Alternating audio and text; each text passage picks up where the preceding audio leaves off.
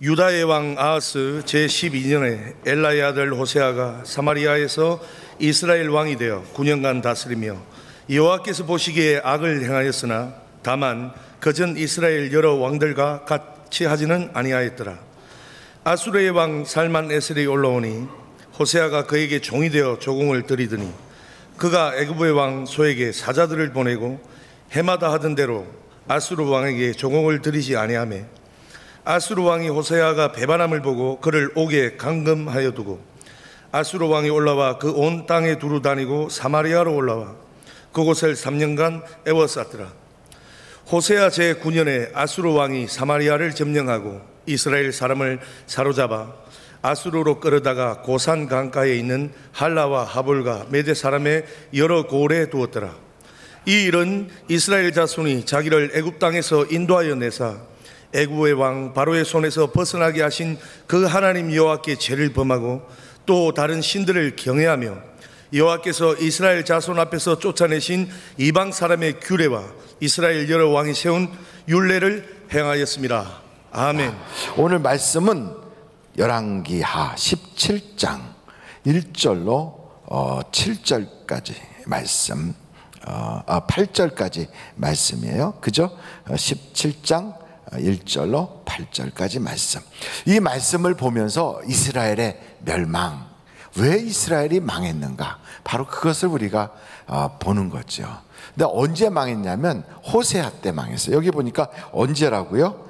호세아 때. 그러니까 호세아라고 하는 그 이름이 왕 호세아도 있고 선지자 호세아도 있어요. 우리는 호세아 그러면 호세아서를 쓴 그 선지자로 생각하지만 여기에 등장하는 호세아는 그 왕이라고, 다른 사람이에요.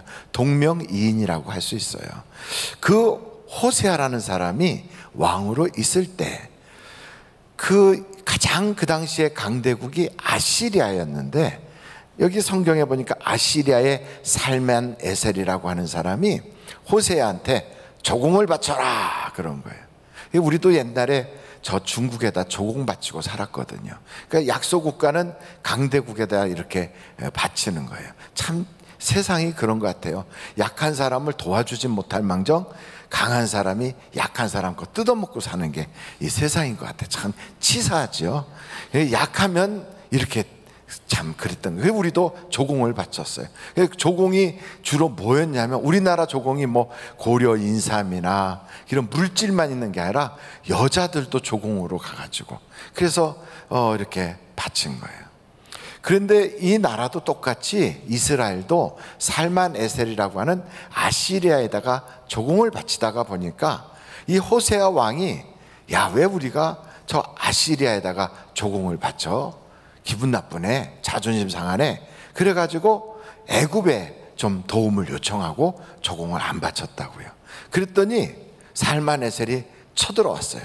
내가 나한테 조공을 안 바쳐? 그래가지고 쳐들어와가지고 성경을 보니까 와가지고선 감옥에다 가두고 딱 가두고, 그 다음에는 3년 동안이나 사마리아 성을 또 이렇게 포위를 해가지고, 그리고 그 이스라엘의 영토를 막 샅샅이 다 쫓아다니면서 이스라엘 사람들을 다 잡아가고, 그리고선 결국은 그 사마리아가 3년 만에 함락이 당해서 그 사람들을 다 다른 나라로 옮겨간 거예요. 근데 이 살만에셀이라고 하는 사람은 굉장히 포악한 사람이라, 그러니까 인구가 이쪽에서 저쪽으로 이동만 시킨 게 아니라 거기에 가고 다 혼혈인종을 만드는 거예요. 그러니까 자기 민족의 고유 그걸 지키게 되면 언젠가는 이 사람들이 반역을 할 것이다. 또 자기들이 독립하려고 그럴 것이다. 그래서 그런 걸 못하게 하려고 다 혼혈을 시켜가지고 민족의 그 문화와 전통을 다 없애버렸어요. 그래서 여러분, 이스라엘 사람들이 사마리아 사람 그러면 자기 민족이라고 생각도 안 하는 그런 혼혈 민족이 되고 마는 거죠. 이게 바로 그때 있었던 사건입니다. 근데 이 이스라엘이 왜 망했는가? 이스라엘이 남쪽은 유다고 북쪽은 이스라엘로 이렇게 갈라져 있었거든요. 그래서 북쪽에 있는 그 이스라엘 멸망한 거예요. 왜 망했는가? 오늘 성경을 보니까 우상 숭배를 해서 망했다. 하나님이 하라 하는 말씀대로 안 살고 자기 마음대로 살아서 그래서 망했다는 거예요. 근데 망하게 된 그 배경은 그거지만, 그리고 겉으로 드러난 것은 그 외교를 잘못돼서 망했다, 이렇게 나와 있는 거죠. 여러분, 우리나라는 지금 21세기를 살아가요. 근데 21세기를 살아가는데 저는 어렸을 때 학교에서 그런 걸 배웠어요. 선진 국가는 질서를 참 잘 지킨대요. 그래서 버스라든지 지하철이라든지 이런 데 가면 쫙 줄을 서서 막 밀려다니지 않고 줄을 서서 기다린대요. 그리고 선진국에 사는 사람들은 막 담배꽁초나 막 쓰레기 같은 걸 길에다 안 버리고 다 깨끗하게 그렇게 한다고 그래요. 그래서 거리가 깨끗하다. 그래서 싱가포르 같은 데 가면 껌도 이렇게 뱉거나 그러지 않는다, 이제 그렇게 배웠어요. 그리고 또 선진 국가는 물건이나 이런 걸 이렇게 놓고 가도 누가 훔쳐가지 않고 그냥 둔다. 그래서 참 정직하다, 이렇게 배웠어요. 근데 그런 나라가 우리나라가 됐어요. 여러분, 얼마나 우리나라가 복받은 나라인 줄 아십니까? 그 외국 사람들이, 저 프랑스 사람들, 캐나다 사람들, 노르웨이나 독일이나 미국이나 이런 데 있는 사람들이 한국에 와서 나도 한국 살고 싶다 그래요. 영국 사람들도 그래요. 왜 그러느냐? 놀라운 게 몇 가지 있대요. 첫째는 식당에 가서 물을 달라면 무료로 준대요. 여러분, 유럽에 가서 물 달라면 무조건 돈 내야 되거든요. 그리고 먹다가 반찬 떨어지면 한국은 반찬 더 주세요 그러면 그냥 무료로 주는 거예요. 그때 무료로 안 주고 반찬 더 주세요 그러면 돈 내세요 그러면 우리는 뭐라고 그러죠? 인심이 박하구나. 그래서 거기 안 가려고 그래요. 그런데 다 무료예요. 그리고 여러분, 한국의 화장실 같은데 공중 화장실 가보세요. 그 어디죠? 그렇게 고속도로 휴게소 같은 데 가서 그 공중 화장실 가면 화장실을 관리하는 사람 사진하고 이름이 딱 적혀 있고요. 화장실이 얼마나 깨끗한지 몰라요. 야, 이렇게 깨끗하구나. 그 외국 사람들이 와서 이렇게 깨끗한 화장실 돈도 안 내고 쓴다고 그게 그렇게 좋다고 그래요. 그리고 커피숍이나 이런 데 가갖고 카페에서 앉아서 컴퓨터 두드리고 그러다가 볼 일이 있어갖고 잠깐 가서 편의점에 뭐 사러 갔다가 와도 그냥 놔둬도 아무도 안 가져간다는 거죠.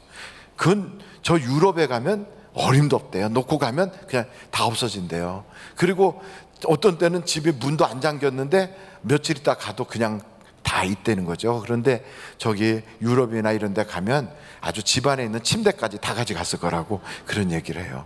그리고 한국에는 거리에 쓰레기통이 별로 없다는 거예요. 여러분, 옛날에 우리가 쓰레기통이 많았는데 쓰레기통이 별로 없어요.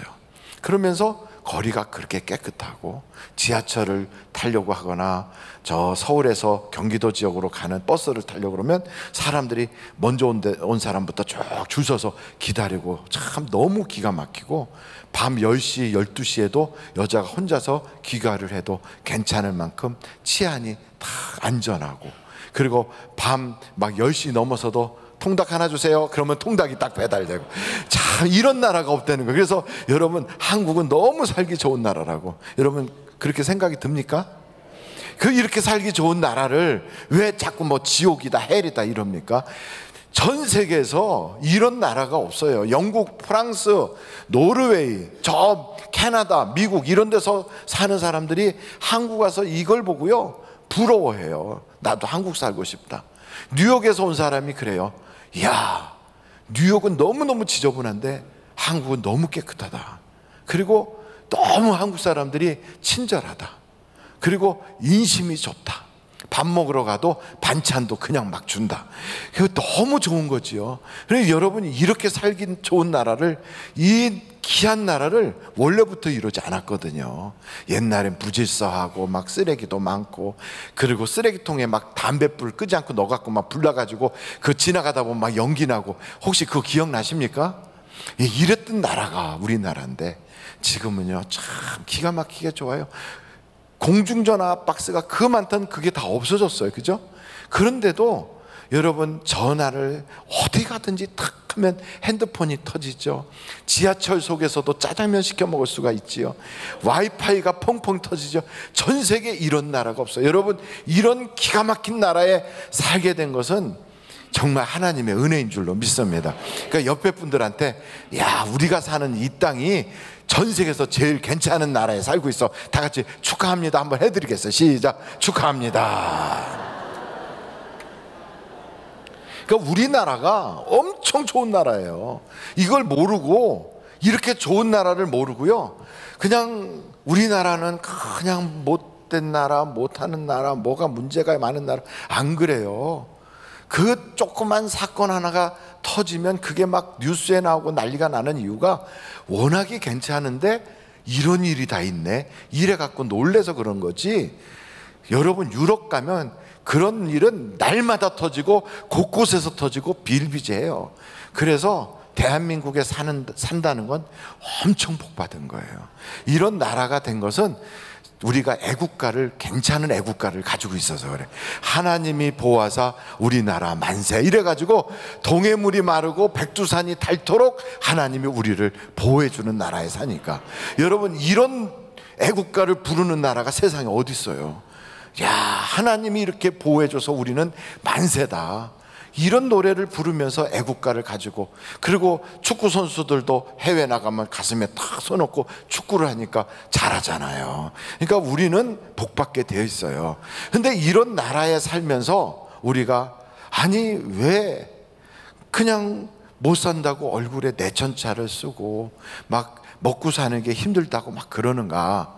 그리고 저 옆에 붙어 있는 일본이나 또 저쪽에 중국이나 위쪽에 북한이나 왜 이건 우리를 못 살게 저렇게 막 들들 볶나, 이런 생각이 들 수 있어요. 원래 옛날부터 중국이 우리를 많이 괴롭혔어요. 옛날에는 막 3년마다 한 번씩 쳐들어오더니만 이제는 먼지를 막 우리한테 뿌려 얹어요. 그냥 먼지를. 그래도 여러분 쳐들어오는 것보다는 먼지 뿌리는 게 그래도 좀 나아요. 거기에 막 몇만 명이, 막 몇십만 명이 쳐들어와 보세요. 그건 진짜 힘들어요. 근데 우리는 그런 거는 안 오고 그냥 이렇게 뭐 우리 물건 안 산다고 난리 피고 그냥 먼지나 뿌리니까 그나마 다행이죠. 저 북쪽에 북한을 보세요. 핵무기를 만들고 막 그랬다고 막 그러지만 그렇게 소리 지르래지 뭐. 그냥 한번 살다 죽으면 끝인데 뭐. 우리 이러고 배짱 좋게 이러고 살아요. 전 세계에서 우리나라에 북한이란 나라가 그런 얘기 한마디 하고 미사일 저쪽에다 빵 쏘면 우리나라 가면 전쟁 나는 줄 알고 못 온대네. 그런데 우리는 전쟁 안 날 줄 확실하게 믿고 이렇게 다 잘 살아요. 여러분 미사일 막 쏴대도요 라면도 안 사요. 그리고 물도 안 갖다 놔요. 옛날에 같은 그런 나라가 아니에요. 우리는 떨질 않아. 웬만해서는 떨질 않아요. 그리고 또 한 가지는 막 일본이 우리한테 물건 안 판다고 막 저 난리를 떨잖아요. 우리도 일본 물건 안 사준다고 막 그래요. 전 세계에서 일본한테 야 웃겨 이렇게 하면서 일본을 욕하고 막 가짱게 보는 나라는 대한민국밖에 없어요. 일본이 전 세계에서 두 번째로 잘 사는 나라예요. 엄청 센 나라거든. 인구도 1억이 넘어요. 땅도 우리나라의 한 2배 반쯤 돼. 이렇게 남한의 한 2배 반쯤 돼. 이렇게 큰 나라를 우리는 딱 한마디로 그래요. 외놈 이렇게 딱 불러요. 근데 우리는 굉장히 아주 큰 나라예요. 중국도 가볍게 봐요. 그래서 중국을 떼놈 이렇게 하고 우리는요 그냥 대한민국에, 우리는 옆에 외놈 떼놈 해놓고 우리는 대한민국.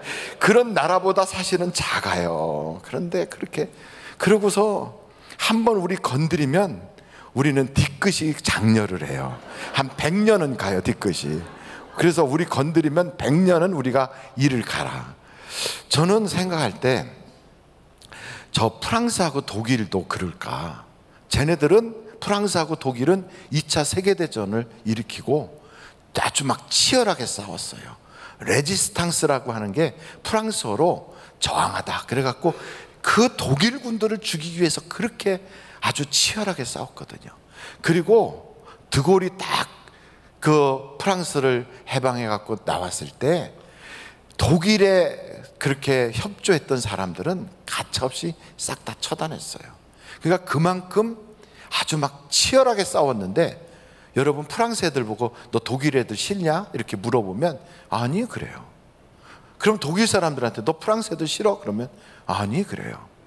독일하고 프랑스는 같은 나라처럼 그냥 국경선도 어디다 그려놨는지 모를 만큼 차 타고 그냥 휙 지나가요. 그렇게 한 나라처럼 지내요. 영국하고 프랑스는 역사적으로 엄청 싸웠어요. 100년 전쟁도 하고 30년 전쟁도 하고. 야, 30년을 싸워봐요. 100년을 싸워봐요.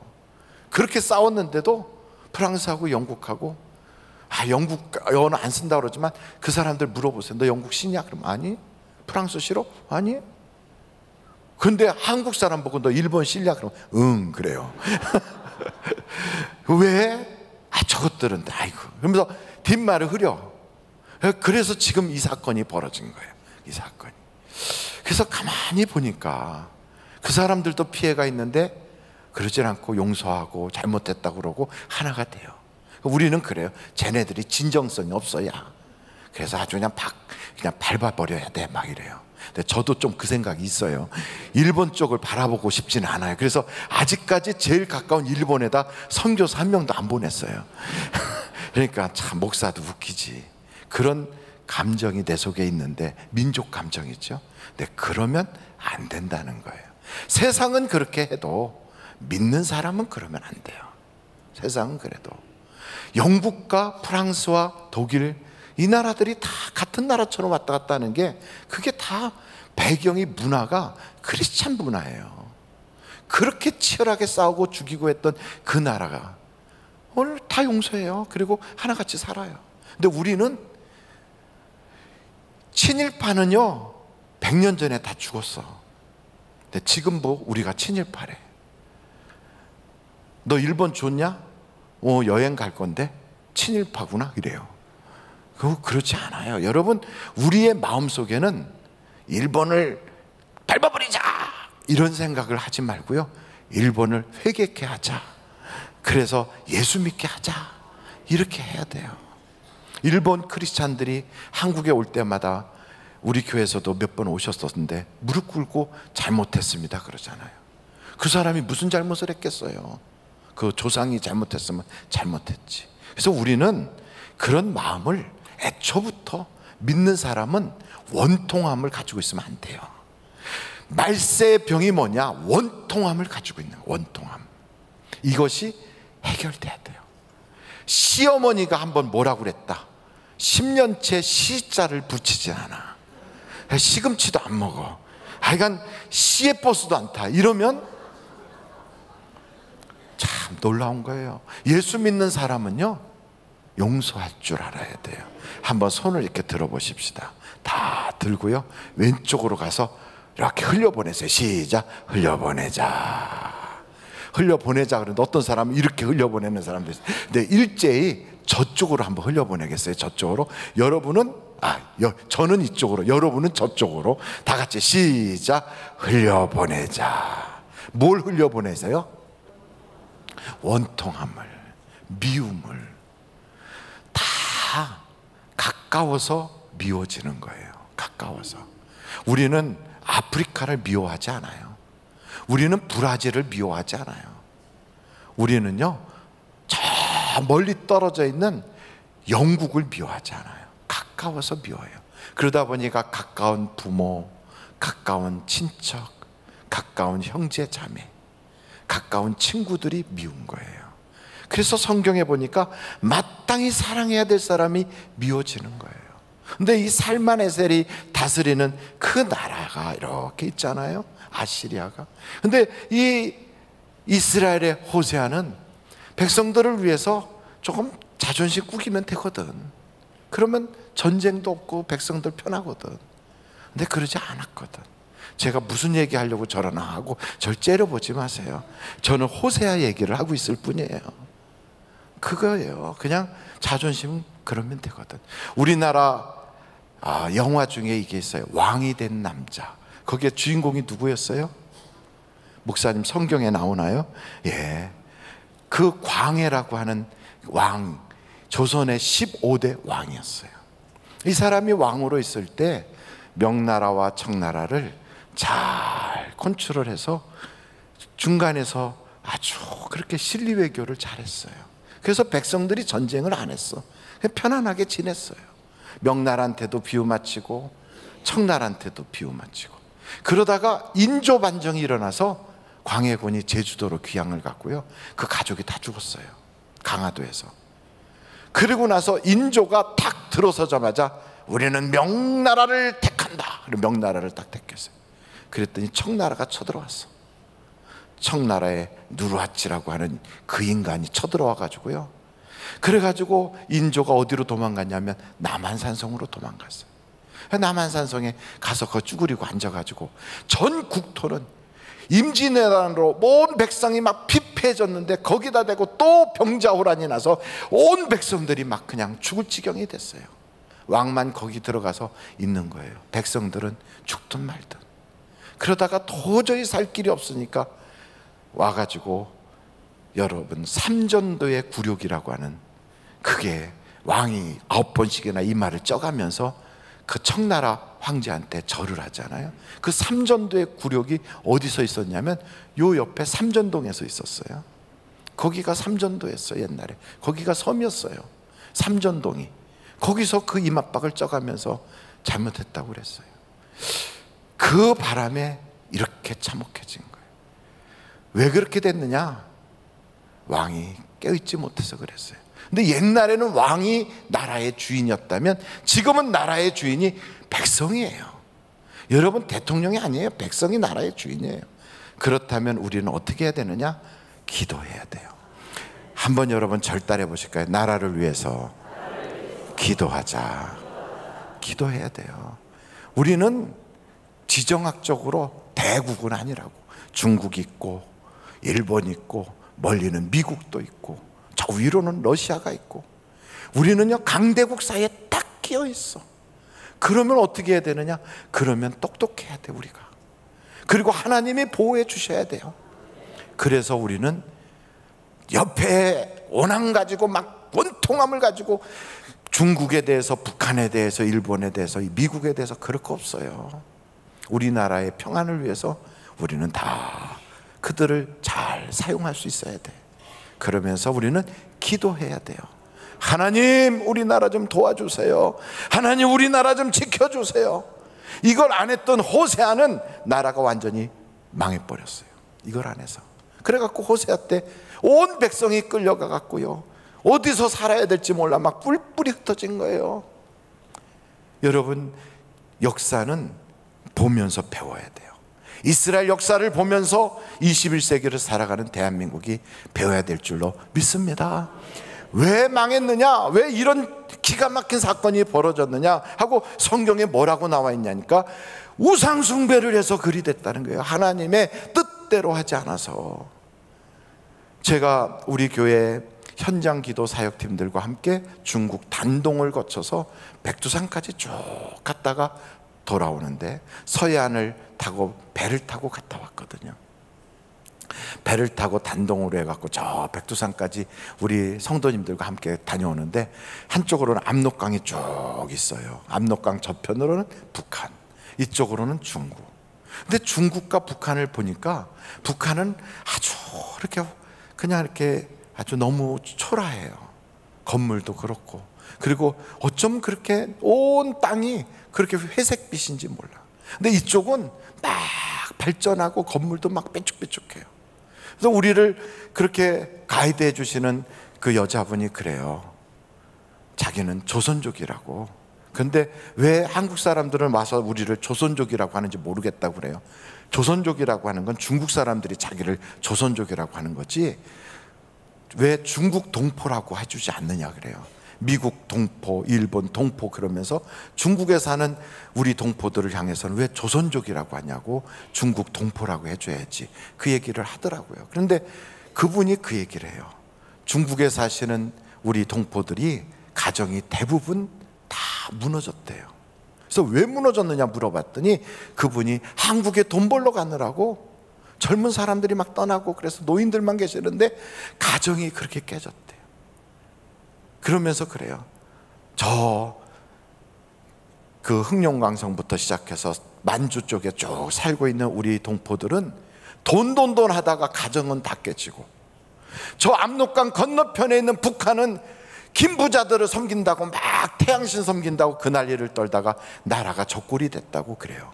저는 그걸 딱 듣는 순간 이거구나, 이거. 돈이 우상이 되니까 가정이 깨지네. 사람이 우상이 되니까 하나님이 그 땅을 저렇게 황무하게 만드시네. 대한민국은 뭐가 우상인가? 오늘 우리나라에는 교회도 민족의 모든 사람들도 나라도 이 우상을 버려야 되는데요, 교회 안에도 우상이 있고 밖에도 우상이 있어요. 우상이 뭐냐고 물어보면 저는 이렇게 말할 거예요. 하나님보다 더 위하는 것, 하나님보다도 더 의지하는 것, 하나님보다도 더 많이 생각이 기울어져 있는 바로 그것. 여러분, 어떤 사람은 돈이 많아지니까 하나님 믿기가 쉽지 않아졌대요.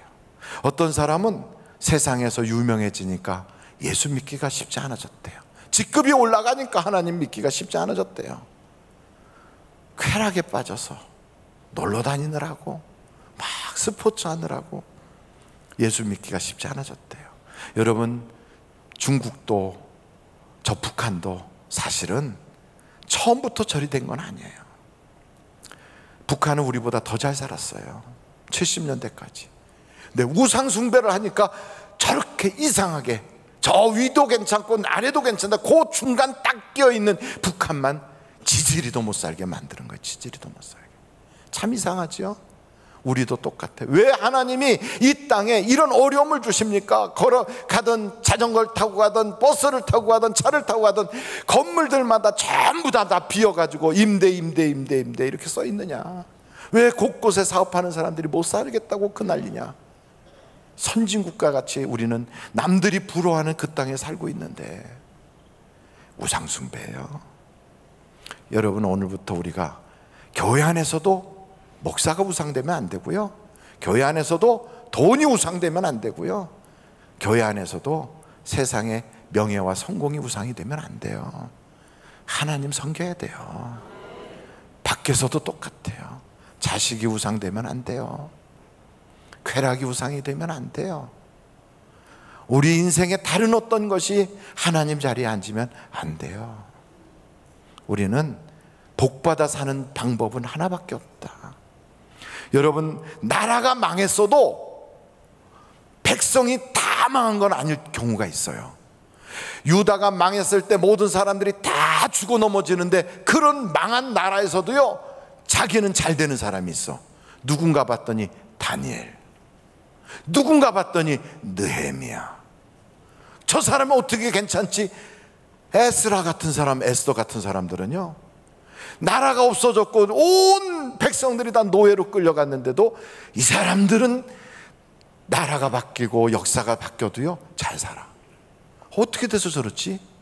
하나님이 도와주시니까 그래요.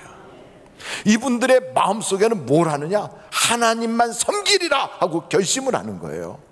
여러분, 지금 이 시대가 아무리 어려워도, 이 시대가 아무리 우리가 살아왔던 지금까지의 그런 석유 파동, 중동 오일 파동, IMF 뭐 이런 것보다 더 힘든 것이 앞으로 다가올지 모르는 그런 위급한 상황에 빠졌다 할지라도요, 하나님이 도와주시면 돌파할 수 있어요. 그래서 우리는 이 시기에 우리를 돌아봐야 돼요.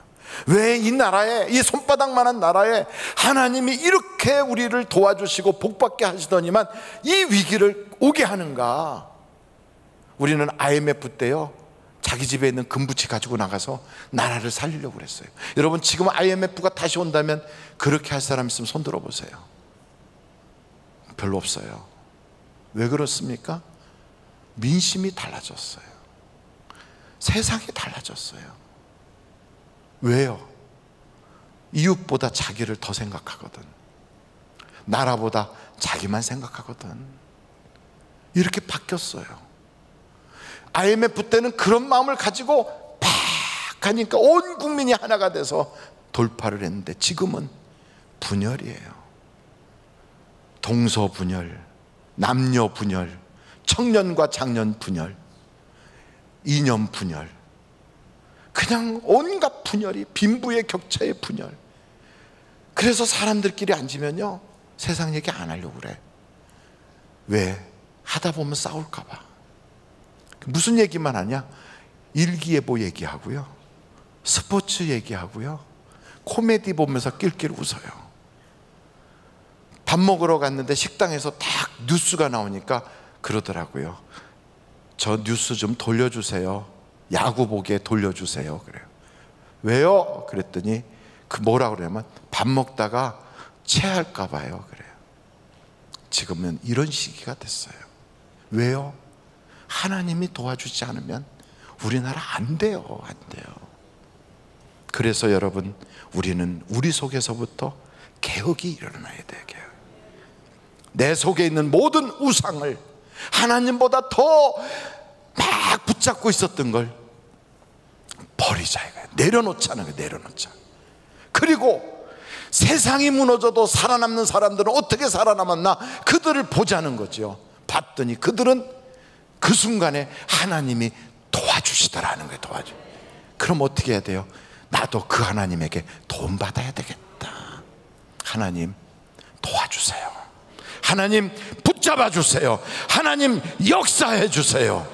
그 하나님의 도움을 받는 자가 진짜 복 받은 사람. 그래서 여러분, 하늘이 무너져도 솟아날 길은 있다. 거기가 어디냐? 하나님이 도와주는 자리. 여러분, 그 사람들이 다 되시기를 주님의 이름으로 축원합니다. 기도하시겠습니다.